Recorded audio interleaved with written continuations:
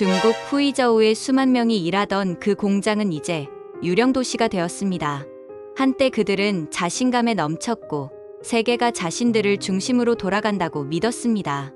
그러나 그 오만함이 결국 어떤 결과를 초래할지는 아무도 예상하지 못했습니다. 중국은 자신들이 없으면 안 된다고 생각했습니다. 하지만 진짜로 떠난 건 삼성, 그리고 한국이었죠.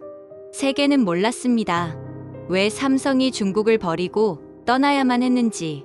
이 이야기는 그 현장에 있던 한 남자의 진실한 고백입니다. 안녕하세요. 저는 리우밍입니다. 한때 저는 후이저우의 자랑이자 삼성전자 휴대폰 공장의 핵심 관리자였습니다. 지금 이 이야기를 들려드리는 것은 제가 직접 경험한 진실을 여러분께 전하고 싶어서예요. 제가 삼성에 처음 입사했던 2007년을 기억해요. 그때 저는 28살의 패기 넘치는 젊은이였죠. 베이징 이공대학에서 기계공학을 전공한 저에게 삼성은 꿈의 직장이었습니다. 면접을 보던 날 한국인 면접관이 유창한 중국어로 저에게 질문했던 것이 아직도 생생해요. 리우밍 씨, 왜 삼성에서 일하고 싶습니까? 삼성의 기술력과 품질 관리 시스템을 배우고 싶습니다. 그리고 저희 중국과 한국이 함께 성장할 수 있는 일을 하고 싶어요. 그때의 제 대답은 진심이었어요. 삼성의 기술과 시스템에 감탄했고 한국인 동료들의 열정에 감동받았죠. 그들은 밤늦게까지 품질 개선을 위해 머리를 맞대고 토론했고 작은 불량도 그냥 넘어가는 법이 없었어요. 처음 생산 라인에 배치됐을 때의 기억도 선명합니다. 갤럭시 시리즈 초기 모델들이 조립되는 과정을 지켜보며 저는 경이로움을 느꼈어요. 수백 개의 정밀한 부품들이 한치의 오차도 없이 결합되어 하나의 완성품이 되는 모습. 그 과정 하나하나가 마치 예술작품을 만드는 것 같았습니다.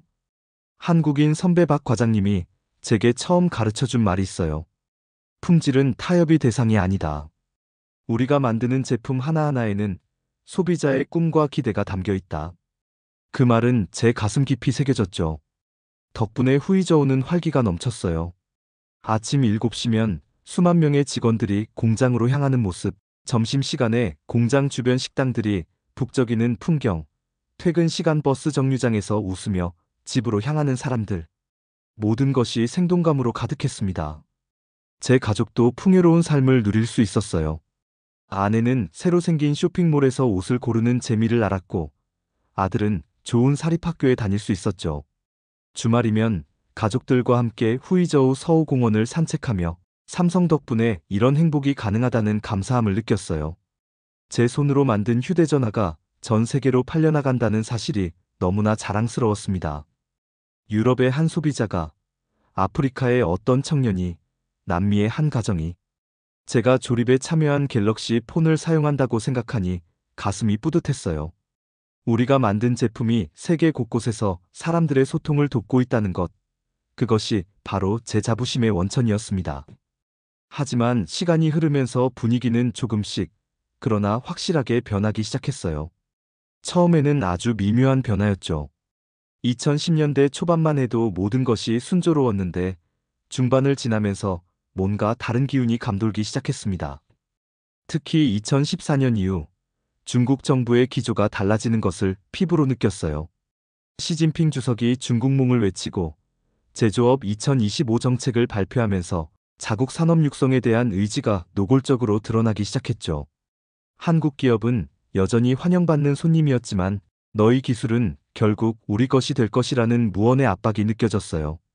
처음 변화를 감지한 것은 원래 회의에서였습니다. 평소 조용했던 당위원회 파견 간부인 왕 부주임이 갑자기 발언권을 요구했어요. 우리 공장의 기술 혁신 상황은 어떻습니까? 자주 혁신과 산업 업그레이드에 기여하고 있는지 검토가 필요합니다. 한국인 공장장님은 당황스러운 표정을 지었지만 정중하게 답변했죠. 저희는 항상 최신 기술을 도입하여 생산 효율성을 높이고 있습니다. 그 기술들을 우리 자국 협력업체들과 공유할 계획은 없습니까? 상생 발전이 중요하지 않겠습니까? 그 순간 회의실 안에 미묘한 긴장감이 흘렀어요. 저는 왕 부주임의 눈빛에서 뭔가 다른 의도를 읽을 수 있었습니다. 단순한 협력이 아니라 기술 이전에 대한 압박이었죠. 상급 부서에서 내려온 지시들도 점점 노골적이 됐어요. 처음에는 품질 개선이라는 명목으로 시작됐지만 나중에는 아예 대놓고 요구했습니다. 리우밍, 이 생산 공정 매뉴얼을 우리 자국 기업에 제공해야 합니다.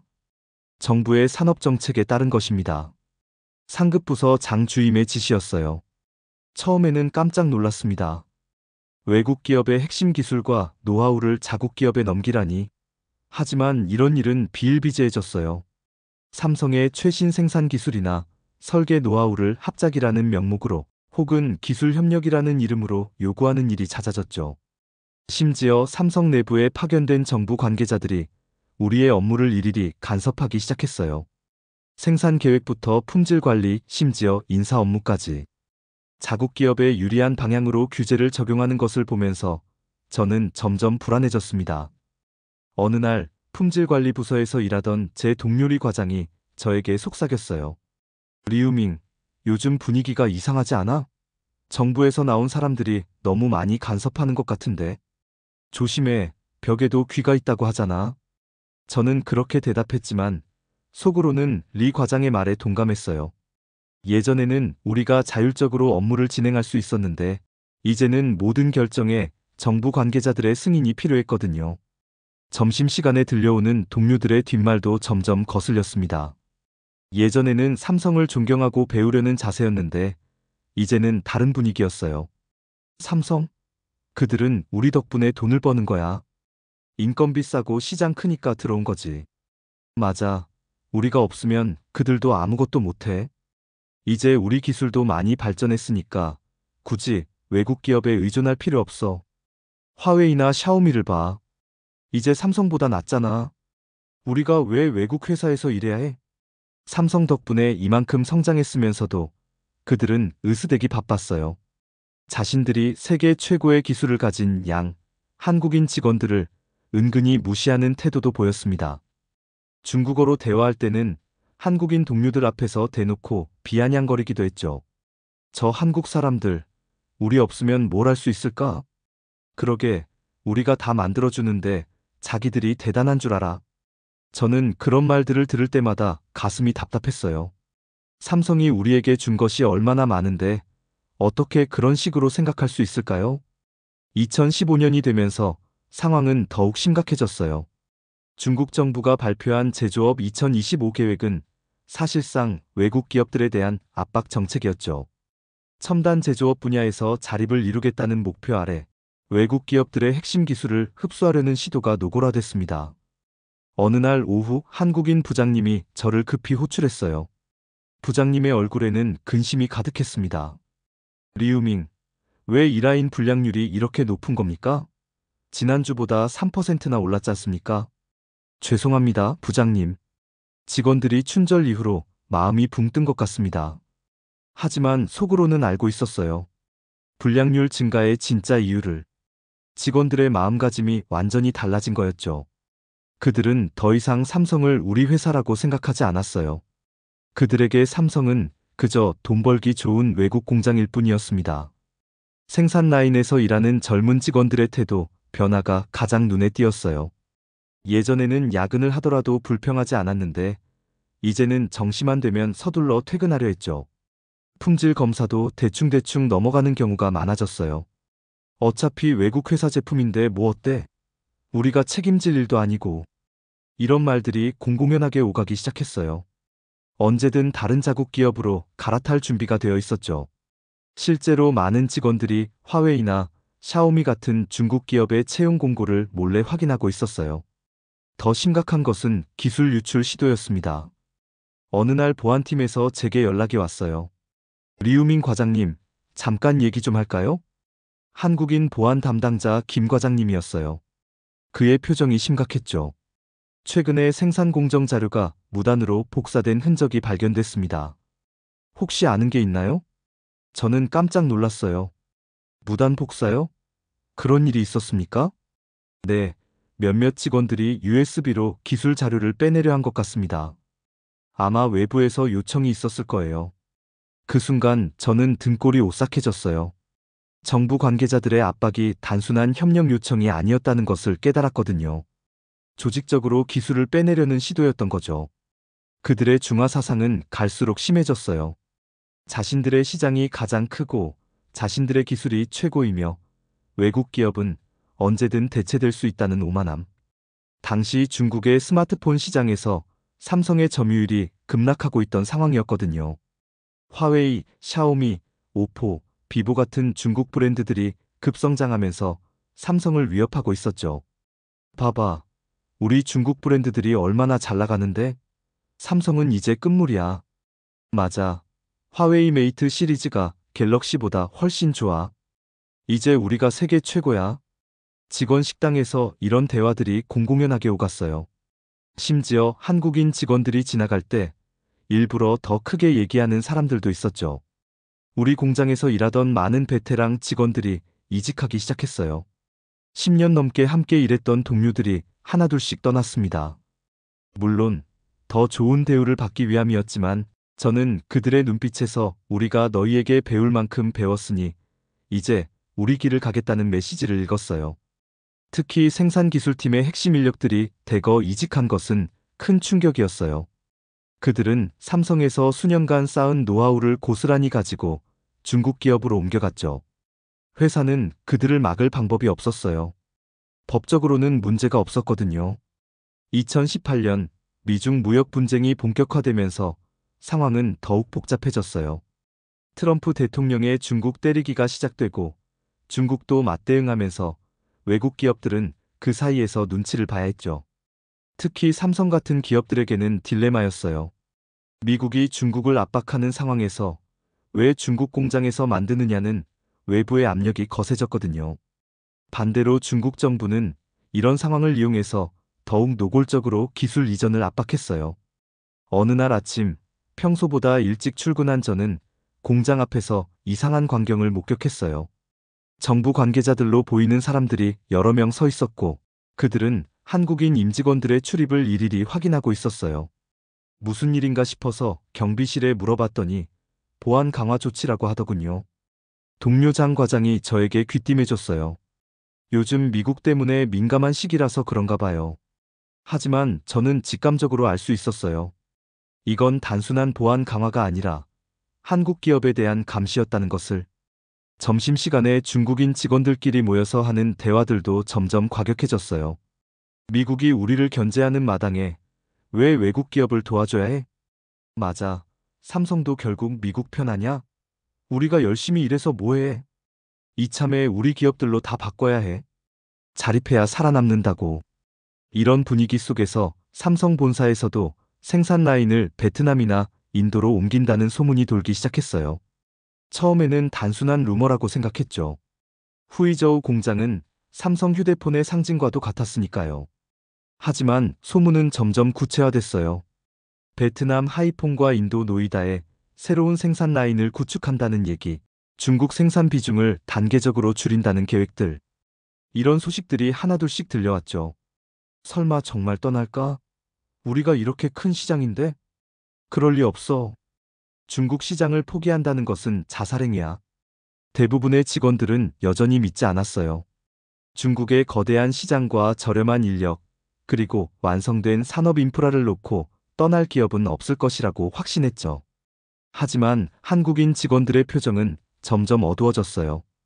특히 박 부장님은 요즘 들어 말수가 부쩍 줄었고 자주 한숨을 쉬는 모습을 보였어요. 어느 날 저와 단둘이 있을 때 부장님이 조심스럽게 말했어요. 리우밍, 요즘 본사 분위기가 심상치 않습니다. 뭔가 큰 결정이 내려질 것 같아요. 어떤 결정 말입니까? 글쎄요. 아직은 확실하지 않지만 좋은 소식은 아닐 것 같습니다. 그때의 부장님 목소리에는 깊은 우려가 담겨 있었어요. 수년간 함께 일하면서 정을 쌓은 이곳을 떠날 수도 있다는 것에 대한 안타까움이었죠. 2019년 여름, 후이저우의 무더위가 절정에 달했던 그날을 저는 평생 잊지 못할 거예요. 평소와 다름없이 출근해서 업무를 시작하려는데 갑자기 전체 직원 긴급회의가 소집됐다는 방송이 나왔어요. 전 직원은 대강당으로 집합하시기 바랍니다. 중요한 발표가 있겠습니다. 대강당은 순식간에 수천 명의 직원들로 가득 찼어요. 모두들 수군거리며 무슨 일인지 궁금해했죠. 저도 마찬가지였어요. 혹시 새로운 제품 라인 소식이나 공장 확장 계획이라도 발표하는 건 아닐까 기대했거든요. 하지만 단상에 오른 한국인 공장장님의 표정은 심각했어요. 평소 온화한 미소를 잃지 않던 분이었는데 그날은 얼굴이 굳어 있었죠. 통역관이 옆에 서 있는 것을 보니 한국어로 발표할 모양이었어요. 여러분, 오늘 이 자리에서 매우 어려운 말씀을 드려야 합니다. 공장장님의 첫마디가 통역되자 대강당 안이 순식간에 조용해졌어요. 모두가 불길한 예감을 느꼈던 것 같아요. 삼성전자는 글로벌 경영 환경 변화와 시장 상황을 종합적으로 검토한 결과 후이저우 공장의 휴대폰 생산을 중단하기로 결정했습니다. 그 순간 대강당 안이 술렁이기 시작했어요. 제 옆에 앉아있던 동료가 뭐라고? 라고 중얼거렸고 어디선가 믿을 수 없어라는 목소리도 들렸어요. 공장 폐쇄는 올해 말까지 단계적으로 진행될 예정이며 모든 직원들의 고용 안정과 합법적인 권익 보장을 위해 최선을 다하겠습니다. 저는 믿을 수 없었어요. 제 두 귀를 의심했죠. 삼성이 정말 우리를 떠난다는 말인가요?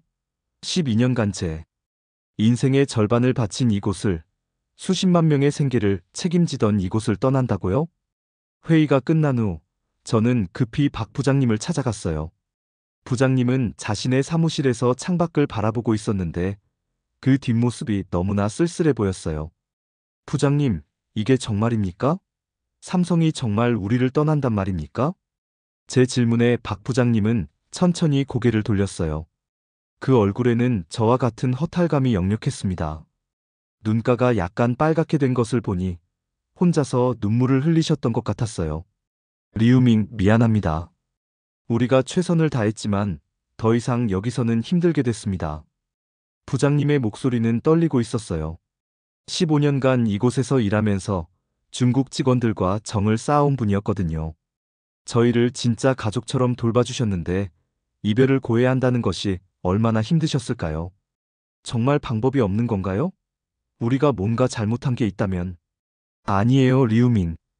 당신들은 잘못한 게 없어요. 다만 상황이 그렇게 흘러간 것뿐입니다.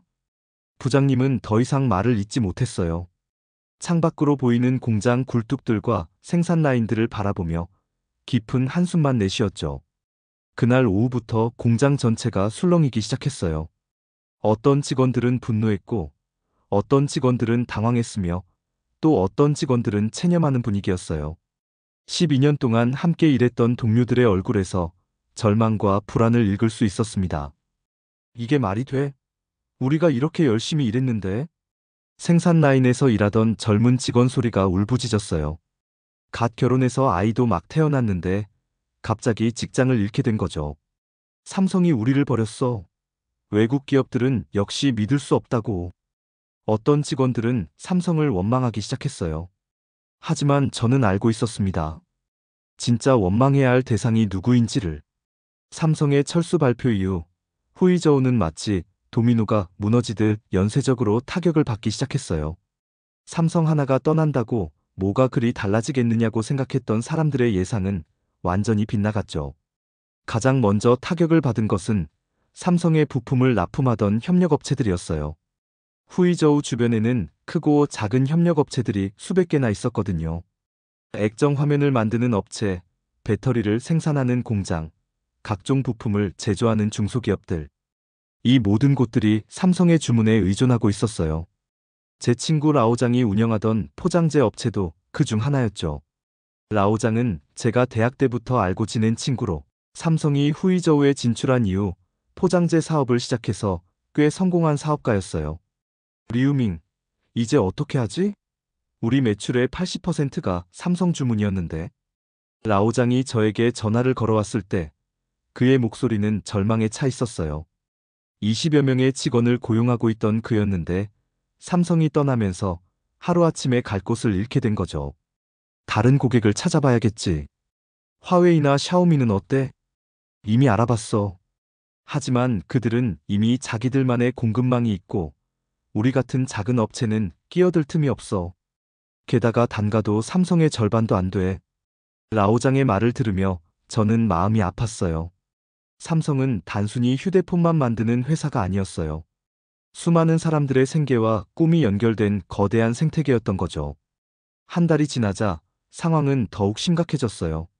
라오장의 회사를 포함해서 삼성 협력업체들이 하나둘씩 문을 닫기 시작했어요. 그러면서 그곳에서 일하던 수만 명의 사람들이 일자리를 잃었죠. 공장 주변의 식당가도 타격을 받았어요. 점심시간이면 삼성 직원들로 북적이던 식당들이 갑자기 손님이 줄어들기 시작했거든요. 제가 자주 가던 맛있는 집 식당의 사장님도 한숨을 쉬며 말했어요. 손님이 반으로 줄었어요. 삼성 직원들이 안 오니까 매출이 뚝 떨어졌네요. 이러다가 문 닫아야 할 것 같아요. 그 식당은 제가 10년 넘게 다니던 곳이었어요. 사장님 부부가 정성스럽게 만들어주던 맛을 잊을 수 없죠. 하지만 그들도 결국 몇 달 후에 문을 닫을 수밖에 없었어요. 상황은 식당뿐만 아니라 모든 업종으로 확산됐어요. 편의점, 미용실, 세탁소, 심지어 학원까지. 삼성 직원들과 협력업체 직원들이 주 고객이었던 모든 곳들이 타격을 받았죠. 부동산 시장도 급격히 냉각됐어요. 삼성 공장 인근의 아파트 값이 하루가 다르게 떨어지기 시작했거든요. 많은 사람들이 다른 도시로 이주할 준비를 하면서 집을 팔려고 했지만 사려는 사람은 없었어요. 제가 살던 아파트 단지에서도 빈집이 늘어나기 시작했어요. 밤에 창문을 보면 불이 켜진 집이 점점 줄어들고 있었죠. 예전에는 아이들의 웃음소리로 가득했던 놀이터도 이제는 썰렁했어요. 삼성이 떠난 지 몇 달이 지나자 중국 언론들도 점차 진실을 보도하기 시작했어요. 처음에는 그저 경영 효율화나 인건비 상승, 미중 무역 분쟁 탓으로 돌렸지만 시간이 지나면서 더 심각한 문제들이 드러났습니다. 특히 충격적이었던 것은 홍콩 사우스 차이나 모닝 포스트의 보도였어요. 그들은 후이저우를 직접 취재해서 유령 도시가 됐다는 제목의 기사를 냈죠. 공장 인근 업체들의 60% 이상이 문을 닫고 수백 개의 협력 공장이 생산을 중단했으며 부동산 가격이 30%나 폭락했다는 내용이었어요. 그 기사를 읽으면서 저는 복잡한 심경이었습니다. 외국 언론이 우리의 현실을 이렇게 적나라하게 보도하다니. 부끄럽기도 했지만 한편으로는 진실이 알려져야 한다는 생각도 들었어요.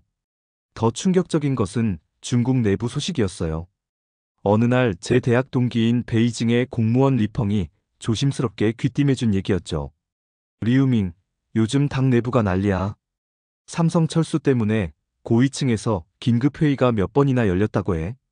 정말? 그렇게까지 심각하게 받아들이고 있어? 당연하지.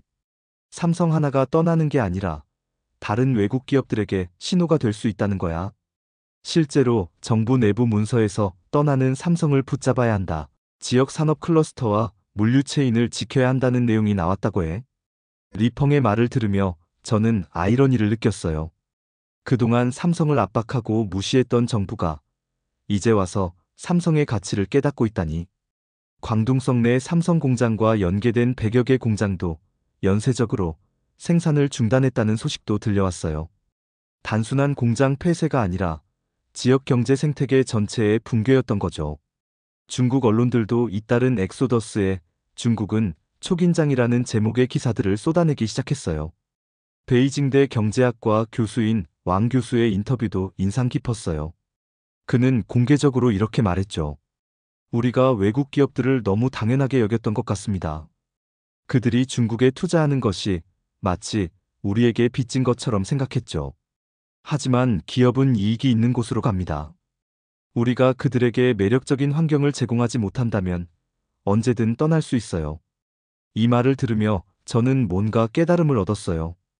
우리가 삼성을 얕보고 무시했던 것이 결국 우리 자신에게 독이 되어 돌아왔다는 것을. 그런데 더욱 아이러니한 것은 삼성이 떠나면서 보여준 모습이었어요.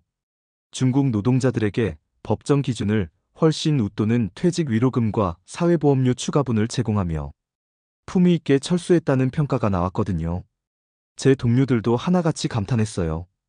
다른 외국 기업들은 야반도주하듯 떠나는 경우가 많은데 삼성은 정말 끝까지 의리를 지켰어. 심지어 화웨이 등 중국 기업도 삼성의 품위 있는 기업 문화를 배워야 한다는 말까지 나왔죠. 마지막까지도 삼성은 우리에게 배움을 주었습니다. 어떻게 떠나야 하는지까지도 말이에요. 삼성이 공식적으로 문을 닫던 날, 저는 혼자서 공장을 마지막으로 둘러봤어요. 한때 수만 명의 사람들이 바쁘게 오가던 생산 라인은 이제 완전히 멈춰 있었죠. 기계들도 모두 포장되어 다른 나라로 옮겨질 준비를 하고 있었어요. 저는 제가 12년간 일했던 품질관리실 앞에서 한참을 서 있었습니다. 그곳에서 제가 얼마나 많은 꿈을 꾸고 얼마나 많은 보람을 느꼈는지, 한국인 동료들과 함께 밤늦게 품질 개선 방안을 논의하던 기억, 불량률을 줄이기 위해 머리를 맞대고 고민하던 순간들이 주마등처럼 스쳐 지나갔어요. 박 부장님도 마지막 날에 저를 찾아왔어요. 그분의 눈은 빨갛게 부어 있었고 손에는 작은 선물 상자를 들고 있었죠. 리우밍, 그동안 정말 고생 많았습니다. 당신 같은 동료가 있어서 제가 이곳에서 즐겁게 일할 수 있었어요. 부장님이 건네준 선물을 열어보니 작은 갤럭시 폰 모형이 들어 있었어요. 그 아래에는 한국어와 중국어로 쓰인 쪽지가 있었죠. 함께한 시간들을 잊지 않겠습니다. 언젠가 다시 만날 날을 기다리며. 마이너스 박진수. 저는 그 순간 눈물이 핑 돌았어요. 이별이 이렇게 아픈 줄 몰랐어요. 부장님도 새로운 곳에서 건강하세요. 저희가 함께 만든 추억은 평생 잊지 않을게요. 부장님과 마지막 악수를 나누며 저는 진정한 동료애가 무엇인지 다시 한번 깨달았어요. 국적이 다르고 언어가 달라도 같은 목표를 향해 함께 노력했던 시간들은 그 무엇과도 바꿀 수 없는 소중한 경험이었어요. 삼성이 떠난 후 저는 새로운 직장을 찾아야 했어요. 하지만 쉽지 않았죠. 후이저우 지역 전체가 침체되면서 일자리 자체가 부족했거든요. 몇 개월간 구직 활동을 하면서 여러 기업들을 면접봤지만 삼성에서의 경험을 인정해주는 곳은 많지 않았어요. 특히 중국 기업들과의 면접에서 느낀 차이는 충격적이었어요. 삼성에서는 품질과 혁신을 최우선으로 여겼는데 대부분의 중국 기업들은 단기적인 이익과 빠른 성장에만 관심이 있는 것 같았어요. 우리는 일단 물량을 늘리는 게 중요해. 품질은 나중에 개선하면 돼. 어느 중국 기업의 임원이 면접에서 한 말이었어요. 저는 그 순간 깊은 실망감을 느꼈어요. 삼성에서 배운 가치관과는 너무나 달랐거든요. 결국 저는 선전의 작은 일본 기업에 취직할 수 있었어요. 규모는 삼성보다 훨씬 작았지만 품질에 대한 철학만큼은 비슷했죠. 하지만 매일 아침 출근길에 후이저우의 빈 삼성 공장 건물을 지날 때마다 가슴 한편이 아려왔어요. 2021년 현재 후이저우는 완전히 다른 모습이 됐어요. 한때 삼성의 심장부였던 곳은 이제 정말로 유령 도시가 되어가고 있습니다. 지난 주말 오랜만에 옛 직장을 찾아갔을 때의 충격은 이루 말할 수 없었어요. 삼성 공장이 있던 자리에는 잡초가 무성하게 자라고 있었고 주변 건물들은 대부분 비어 있었죠. 한때 북적이던 상가들은 철판으로 막혀 있었고 곳곳에 임대라는 팻말만 덩그러니 붙어 있었어요. 제가 자주 가던 식당도 문을 닫았고 미용실도 편의점도 모두 사라졌어요. 남아있는 몇 개의 가게들마저 손님이 거의 없어서 언제 문을 닫을지 모르는 상황이었죠. 가장 충격적인 것은 아파트 단지였어요. 제가 살던 아파트 단지를 둘러보니 절반 이상의 집에서 불이 꺼져 있었어요. 사람들이 모두 다른 도시로 떠나버린 거죠. 아이들 놀이터에는 녹슨 그네만 바람에 흔들리고 있었고 한때 웃음소리로 가득했던 공간은 적막함만 감돌고 있었어요. 경비실 아저씨와 잠깐 이야기를 나눠봤는데 그분도 한숨만 쉬며 말했어요. 예전에는 이 단지에 삼성 직원들이 많이 살았는데 이제는 거의 다 떠났어요. 입주율이 30%도 안 되니까 관리비도 제대로 못 받고 저도 언제까지 일할 수 있을지 모르겠어요. 그 말을 들으며 저는 가슴이 먹먹해졌어요. 삼성 하나가 떠나면서 이렇게 많은 사람들의 삶이 바뀌었다니. 후이저우시 정부에서도 여러 대책을 내놓았지만 근본적인 해결책은 되지 못했어요. 다른 외국 기업을 유치하려고 노력했지만 삼성만한 규모의 기업은 쉽게 찾을 수 없었죠. 그나마 몇 개의 중국 기업들이 들어왔지만 고용 규모나 임금 수준에서 삼성과는 비교가 되지 않았어요. 라오장은 결국 사업을 접고 베이징으로 이주했어요. 마지막에 만났을 때 그가 한 말이 아직도 기억에 남아 있어요. 리우밍, 우리가 너무 교만했던 것 같아. 삼성을 당연하게 여기고 언제든 대체할 수 있다고 생각했지. 하지만 진짜로 떠나고 나니까 깨달았어. 그들이 얼마나 소중한 존재였는지 말이야. 라오장의 말에 저도 깊이 공감했어요. 우리는 삼성이 단순히 돈을 벌기 위해 온 기업이라고 생각했지만 실제로는 우리 지역 사회의 중요한 일부였던 거죠. 시간이 지나면서 중국 사회 전체에서도 삼성철수에 대한 성찰의 목소리가 나오기 시작했어요. 특히 학계와 언론에서 이 사건을 깊이 분석하는 글들이 나왔죠. 베이징대 국제관계학과 리 교수의 칼럼이 큰 화제가 됐어요. 그는 이렇게 썼죠. 우리는 외국 기업들을 손님이 아니라 하인으로 대했다. 우리 시장이 크니까, 우리 인력이 많으니까 그들이 우리 조건에 무조건 맞춰줄 것이라고 착각했다. 하지만 진정한 파트너십은 상호 존중에서 나온다. 우리가 삼성을 잃은 것은 단순히 하나의 기업을 잃은 것이 아니라 국제사회에서의 신뢰를 잃은 것이다. 이 칼럼을 읽으며 저는 가슴이 뜨거워졌어요. 드디어 누군가 진실을 말하고 있다는 생각이 들었거든요. 상하이 재경대 경영학과 장 교수의 연구도 인상 깊었어요. 그는 삼성철수가 중국 제조업에 미친 영향을 정량적으로 분석했는데 그 결과가 충격적이었어요. 삼성철수로 인해 직간접적으로 영향을 받은 일자리가 10만 개 이상이고 지역 GDP 감소액이 수십억 위안에 달한다. 더 중요한 것은 이것이 다른 외국 기업들에게 보내는 신호 효과다.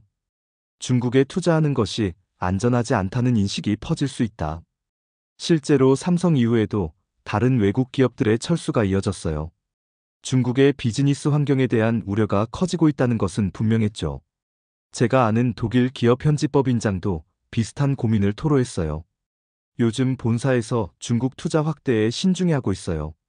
규제 환경이 너무 자주 바뀌고 예측하기 어렵다는 이유에서죠. 삼성 사례를 보면서 더욱 조심스러워하고 있어요. 이런 분위기 속에서 중국 정부도 뒤늦게 대책을 내놓기 시작했어요. 외국인 투자법을 개정하고 기술 이전 강요를 금지한다는 조항을 넣었죠. 하지만 이미 떠난 기업들이 다시 돌아오지는 않았어요. 시간이 지나면서 삼성이 왜 떠났는지에 대한 진실이 조금씩 드러나기 시작했어요. 단순히 인건비 상승이나 시장 점유율 하락 때문만이 아니었던 거죠. 제가 아는 한국인 삼성 임원 출신 김상무님과 우연히 만날 기회가 있었어요. 은퇴 후 컨설팅 회사를 운영하고 있던 그분이 솔직하게 들려준 뒷이야기는 충격적이었어요. 리우밍 씨, 사실 우리가 중국을 떠난 건 더 이상 견딜 수 없었기 때문이에요. 기술 이전 압박, 끝없는 규제 간섭, 그리고 무엇보다 예측할 수 없는 정책 변화들. 비즈니스를 하기에는 너무 불확실한 환경이었죠. 김상무님은 구체적인 사례들을 들려줬어요. 어느 날 갑자기 환경 규제가 강화됐다고 생산을 중단하라고 하더군요. 하지만 중국 기업들은 같은 규제를 받지 않았어요. 그런 식의 차별이 너무 많았죠. 공평한 경쟁이 아니었어요. 특히 기술 이전 압박이 심했습니다. 공식적으로는 요구하지 않는다고 하면서도 실제로는 온갖 방법으로 압박했어요. 합작 조건으로 기술 공유를 요구하거나 정부 관계자들이 직접 나서서 압박하거나. 김상무님의 말을 들으며 저는 그동안 제가 목격했던 일들이 떠올랐어요. 정부 관계자들의 간섭, 기술 자료 유출 시도, 그리고 중국 기업들에 대한 특혜들. 모든 것이 우연이 아니었던 거죠. 그리고 가장 힘들었던 것은 직원들의 태도 변화였어요. 처음에는 정말 열심히 일했는데 나중에는 회사에 대한 애착이 전혀 없었죠. 품질보다는 대충대충, 회사 기밀도 함부로 다루고. 그런 상황에서 어떻게 좋은 제품을 만들 수 있겠어요? 김상무님의 말에 저는 부끄러움을 느꼈어요. 제 동료들, 제 후배들이 그런 모습을 보였다니. 삼성의 가치와 철학을 제대로 이해하지 못했던 거죠. 베트남이나 인도는 달랐어요. 물론 인프라나 기술 수준은 중국보다 떨어지지만 최소한 예측 가능했죠. 정책이 일관성이 있고 외국 기업을 진짜 파트너로 대해줬어요. 김상무님의 설명을 들으며 저는 깨달았어요. 삼성이 떠난 것은 단순히 비용 때문이 아니라 중국이라는 환경 자체가 문제였다는 것을. 하지만 삼성의 철수 과정을 지켜보면서 저는 한국이라는 나라와 삼성이라는 기업의 진정한 품격을 느낄 수 있었어요. 다른 외국 기업들이 야반도주하듯 떠나는 것과는 완전히 달랐거든요. 삼성은 철수 발표 후에도 6개월간 충분한 시간을 두고 직원들에게 공지했어요. 그리고 모든 직원들에게 법정 기준을 훨씬 웃도는 보상을 제공했죠. 저도 예상했던 것보다 훨씬 많은 퇴직금과 위로금을 받을 수 있었어요. 무엇보다 감동적이었던 것은 한국인 임직원들의 태도였어요. 그들은 마지막 순간까지도 중국 직원들을 가족처럼 대해줬어요. 박 부장님뿐만 아니라 다른 한국인 직원들도 마찬가지였죠. 생산기술팀의 이 차장님은 자신이 10년간 정리한 기술 노하우를 저희에게 모두 전수해줬어요. 이것들이 여러분의 앞길에 도움이 되길 바랍니다 라고 하시면서 말이죠. 회사 기밀도 아니고 개인적으로 축적한 경험들을 아낌없이 나눠주신 거예요. 인사팀의 정 과장님은 저희 이력서 작성과 면접 준비까지 도와주셨어요. 퇴직 후에도 개인적으로 연락해서 취업 정보를 공유해 주시고 추천서도 써주셨죠. 리우밍 씨는 정말 성실하고 능력 있는 사람입니다. 어느 회사에서든 인정받을 거예요. 정 과장님이 써주신 추천서를 읽으며 저는 눈물이 났어요. 이별의 순간에도 이렇게 따뜻하게 배려해 주다니. 마지막 작별회 때는 더욱 감동적이었어요. 한국인 임직원들이 직접 준비한 작별 선물과 함께 한 명 한 명에게 개인적인 메시지를 전해줬거든요. 10년 넘게 함께 일한 동료들과의 추억을 담은 사진첩도 만들어줬어요. 우리가 함께 보낸 시간들은 정말 소중했습니다. 비록 이제 헤어지지만 여러분과 함께 일할 수 있어서 영광이었어요. 공장장님의 마지막 인사말을 들으며 저는 진정한 기업 문화가 무엇인지 깨달았어요. 이익만을 추구하는 것이 아니라 사람을 소중히 여기는 것, 끝까지 책임을 지는 것. 그것이 바로 삼성의 그리고 한국의 품격이었어요. 삼성이 떠난 후 새로운 직장을 찾으면서 저는 중국 기업들과 외국 기업들 사이의 차이를 절실히 느꼈어요. 특히 기업 문화와 직원에 대한 대우에서 큰 차이가 있었죠. 화웨이의 한 자회사에서 면접을 볼 기회가 있었는데 그곳의 분위기는 삼성과 완전히 달랐어요. 면접관은 제 경력보다는 삼성에서 어떤 기술을 배웠느냐에만 관심이 있었죠. 삼성의 품질 관리 시스템을 우리에게 적용할 수 있겠습니까? 생산 공정 개선 방법을 알고 있습니까?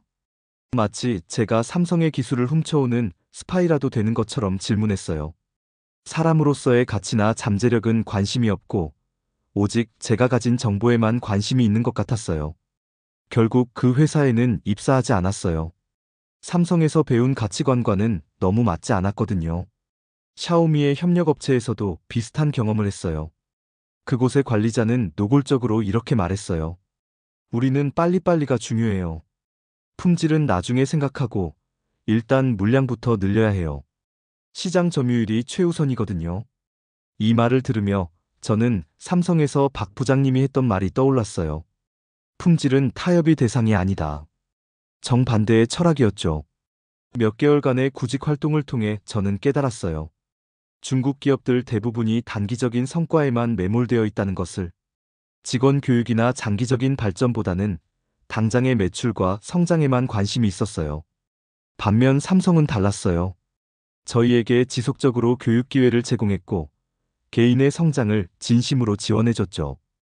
회사의 이익뿐만 아니라 직원들의 발전도 함께 생각하는 기업이었어요. 삼성이 중국을 떠난 후 베트남과 인도에서 어떤 성과를 거두고 있는지에 대한 소식들이 들려왔어요. 그 소식들을 들으며 저는 복잡한 심경이었죠. 베트남 하이퐁의 삼성 공장은 중국에서 옮겨간 생산 라인들로 빠르게 성장하고 있었어요.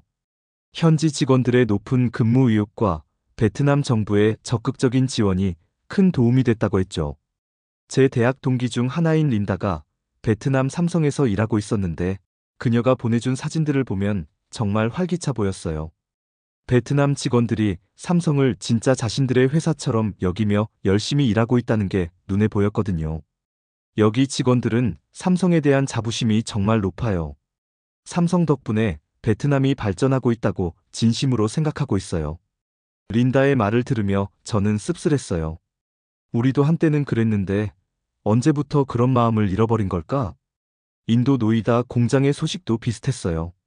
인도 정부는 삼성을 적극적으로 지원했고 현지 직원들도 삼성에서 배우는 것을 영광으로 여겼다고 했어요. 더욱 아이러니한 것은 베트남과 인도에서 생산된 삼성 제품들이 중국 시장으로 수출되고 있다는 사실이었어요. 중국이 스스로 내쫓은 삼성의 제품을 이제는 수입해서 쓰고 있는 거죠. 정말 아이러니하지 않아? 우리가 삼성을 쫓아냈는데 이제는 베트남에서 만든 삼성 제품을 사고 있어. 제 친구 왕민이 한 말이었어요. 그도 삼성 협력업체에서 일했던 사람이라 이 상황을 복잡하게 바라보고 있었죠. 지금 돌이켜보면 삼성의 철수는 단순한 기업의 사업 재편이 아니었어요. 그것은 중국 사회 전체가 받아야 할 경고장이었던 거죠. 우리는 너무 오만했어요. 거대한 시장과 풍부한 인력을 가지고 있다는 이유로 외국 기업들이 우리 조건에 무조건 맞춰줄 것이라고 착각했죠. 하지만 진정한 파트너십은 상호 존중에서 나오는 거예요. 특히 중화 사상에 매몰되어 다른 나라의 기술과 문화를 얕보았던 것이 가장 큰 문제였어요. 우리가 세계의 중심이고 다른 모든 나라는 우리보다 열등하다는 생각. 그 오만함이 결국 우리 발목을 잡았어요. 삼성은 단순히 제조업체가 아니었어요. 그들은 기술을 전수해주고 관리 시스템을 가르쳐주며 국제적인 품질 기준을 알려준 스승이었어요. 하지만 우리는 그들을 단순한 돈벌이 수단으로만 봤죠. 제가 삼성에서 배운 것들은 정말 많아요. 품질에 대한 철학, 체계적인 관리 시스템, 그리고 무엇보다 사람을 소중히 여기는 기업 문화. 이런 것들은 돈으로 살 수 없는 귀중한 자산이었어요. 하지만 대부분의 중국 기업들은 이런 소프트웨어적인 가치들을 무시했어요. 눈에 보이는 기술과 설비만 빼가려 했지, 그 뒤에 숨어있는 철학과 정신은 배우려 하지 않았죠. 지금 생각해보면 삼성이 정말 대단한 기업이었다는 것을 새삼 깨닫게 돼요. 불합리한 압박과 기술 침탈 시도에도 불구하고 끝까지 원칙을 지켰어요. 그리고 떠날 때도 품위 있게 마지막까지 직원들을 배려하며 떠났죠. 삼성 철수 사건을 통해 저는 한국이라는 나라의 진정한 저력을 느꼈어요. 그들은 굴복하지 않았어요. 중국의 압박에 굴복해서 기술을 넘겨주고 불공정한 대우를 감수하기보다는 과감하게 떠나는 선택을 했죠. 이것은 정말 대단한 용기였어요. 10억 명이 넘는 거대한 시장을 포기한다는 것은 엄청난 손실을 의미했거든요. 하지만 삼성은 단기적인 이익보다 장기적인 원칙을 선택했어요. 그리고 그 선택이 옳았다는 것이 이후에 증명됐죠. 베트남과 인도에서의 성공, 그리고 전 세계적으로 더욱 탄탄해진 삼성의 위상. 중국에 굴복하지 않고 당당하게 떠난 것이 오히려 삼성을 더 강하게 만들었어요. 한국인들의 이런 정신력은 어디서 나오는 걸까요?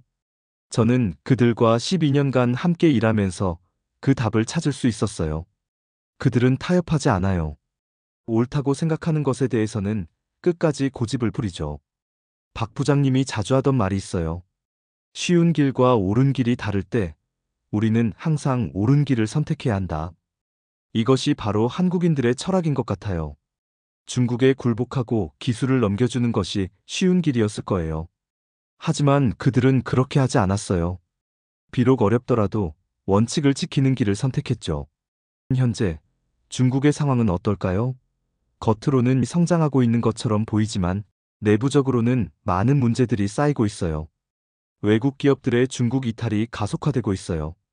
삼성뿐만 아니라 다른 많은 기업들도 중국보다는 베트남, 인도, 태국 같은 나라들을 선택하고 있죠. 그들이 떠나는 이유는 삼성과 비슷해요. 예측할 수 없는 정책 환경, 기술 이전 압박, 그리고 불공정한 경쟁 환경. 중국 정부도 이런 상황을 의식해서 최근에는 외국인 투자법을 개정하고 기술 이전 강요 금지 조항을 넣었어요. 하지만 이미 떠난 기업들이 다시 돌아오지는 않고 있어요. 한번 잃은 신뢰를 회복하는 것은 정말 어려운 일이거든요. 무엇보다 아쉬운 것은 우리가 놓친 기회들이에요. 삼성과 같은 글로벌 기업들과 진정한 파트너십을 구축할 수 있었는데 그 기회를 스스로 날려버린 거죠. 지금 베트남이나 인도를 보면 정말 부러워요. 그들은 외국 기업들을 진짜 파트너로 대하고 있어요. 기술을 빼앗으려 하지도 않고 무리한 요구도 하지 않죠. 그 결과 많은 글로벌 기업들이 그곳으로 몰려가고 있어요. 우리가 너무 성급했던 것 같아. 요즘 옛 동료들을 만나면 자주 나오는 말이에요. 삼성에서 10분의 1이라도 더 배우고 그들의 기업 문화를 제대로 흡수했다면 지금 우리 중국 기업들도 훨씬 나아졌을 텐데 하는 아쉬움이죠. 삼성에서의 경험, 그리고 그들이 떠난 후에 혼란스러운 시간들을 거치며 저도 많이 변했어요. 가장 큰 변화는 겸손함을 배운 것이에요. 예전에는 저도 다른 중국인들처럼 어느 정도 오만함이 있었어요. 우리가 세계의 중심이고 다른 나라들은 우리만 못하다는 생각. 하지만 삼성에서 한국인 동료들과 일하면서 그리고 그들이 떠난 후 그 빈자리를 실감하면서 깨달았어요. 진정한 실력은 겸손함에서 나온다는 것을. 지금 제가 다니는 일본 회사에서도 비슷한 교훈을 얻고 있어요. 일본인들의 장인 정신, 세심함, 그리고 품질에 대한 집착. 이런 것들을 보면서 아직도 배울 것이 많다는 것을 느껴요. 특히 제가 담당하고 있는 품질 관리 업무에서는 삼성에서 배운 것들이 큰 도움이 되고 있어요. 박 부장님이 가르쳐준 품질은 타협의 대상이 아니다라는 철학을 지금도 실천하고 있거든요. 제 아들에게도 이런 가치관을 전해주려고 노력해요. 다른 나라 사람들을 무시하지 말고 항상 배우려는 자세를 가져라. 그리고 옳다고 생각하는 것에 대해서는 타협하지 말아라. 비록 쓰라린 경험이었지만 저는 이 모든 일들이 중국에게는 필요한 교훈이었다고 생각해요. 리우밍의 회상은 이렇게 끝났습니다. 현재 한때 중국 최대의 휴대폰 생산 기지였던 후이저우는 여전히 삼성이라는 거대한 심장을 잃고 서서히 생기를 잃어가고 있어요. 수십만 명의 일자리가 사라지고 수많은 협력업체들이 문을 닫았습니다. 중국 정부의 자국 산업 보호라는 명목하에 가해진 무리한 요구와 외국 기업에 대한 끊임없는 견제, 그리고 중국 내부의 뿌리 깊은 중화 사상이 결국 세계 최고 기업 중 하나였던 삼성을 스스로 내쫓은 셈이었죠. 하지만 이 이야기의 진정한 주인공은 삼성이었어요. 그들은 자신들의 거대한 시장과 인력을 무기로 삼성이 떠나지 못할 것이라 확신했던 중국의 예상을 완전히 뒤엎었습니다. 불합리한 요구와 기술 침탈을 용납하지 않았고 결국 떠나는 용기를 보여줬죠. 더욱 놀라운 것은 삼성이 떠나는 방식이었습니다. 중국 언론들조차 인정한 품이 있는 철수. 마지막 순간까지도 중국 직원들을 배려하며 어떻게 기업이 행동해야 하는지 몸소 보여준 것이죠. 이는 단순한 비즈니스를 넘어선 진정한 기업 정신의 발현이었습니다. 법정 기준을 훨씬 웃도는 퇴직 위로금과 사회보험료를 지급하고 한국인 임직원들은 마지막까지 중국 동료들을 가족처럼 돌봤어요. 심지어 개인적인 기술 노하우까지 아낌없이 전수해주며 그들의 앞길을 진심으로 걱정해줬죠. 이런 모습을 지켜본 중국 언론들은 화웨이 등 중국 기업도 삼성의 품이 있는 기업 문화를 배워야 한다고 평가했습니다. 떠나는 순간까지도 교훈을 주었던 삼성의 모습에서 진정한 글로벌 기업의 품격을 볼 수 있었어요. 오늘날 한때 번화했던 후이저우의 삼성 공장 인근 지역은 유령 도시처럼 변해가고 있어요. 중국 공산당조차 내부 문서에서 떠나는 삼성을 붙잡아야 한다고 했지만 이미 때는 늦었습니다. 반면 베트남과 인도에서는 삼성이 새로운 성공 신화를 쓰고 있어요. 현지 정부의 적극적인 지원과 직원들의 높은 근무 의욕 속에서 삼성은 중국에서보다 훨씬 안정적이고 효율적인 생산 체제를 구축했죠. 그곳에서 만들어진 제품들이 이제는 중국 시장으로 역수출되는 아이러니한 상황까지 벌어지고 있습니다.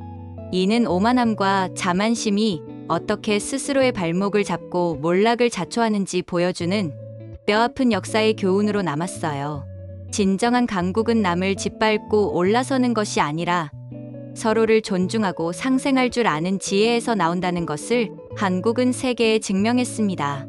삼성의 후이저우 철수는 단순한 기업의 사업 재편이 아니었어요. 오히려 한국이 세계에 보여준 당당함의 상징이었습니다. 굽히지 않는 원칙과 품위 있는 처신, 불의에 굴복하지 않고 정정당당하게 자신의 길을 가는 용기. 그것이 바로 진정한 강국의 모습이었던 거죠. 오늘날 전 세계 곳곳에서 한국의 문화와 기술, 그리고 정신이 인정받고 있는 것도 이런 바탕이 있었기에 가능한 일이에요. 중국의 오만함이 부른 혹독한 대가, 그리고 그 과정에서 드러난 한국의 당당함. 이 이야기는 단순한 기업 철수 사건을 넘어서 두 나라의 근본적인 차이를 보여주는 상징적인 사건으로 역사에 기록될 것입니다. 진정한 용은 발톱을 함부로 드러내지 않지만 필요할 때는 주저하지 않고 그 위력을 보여줍니다. 삼성의 후이저우 철수가 바로 그런 순간이었어요. 우리는 결코 만만한 상대가 아니라는 것을, 작지만 강한 나라, 굽히지 않는 정신을 가진 민족, 그것이 바로 대한민국이 세계에 각인시킨 진정한 모습입니다.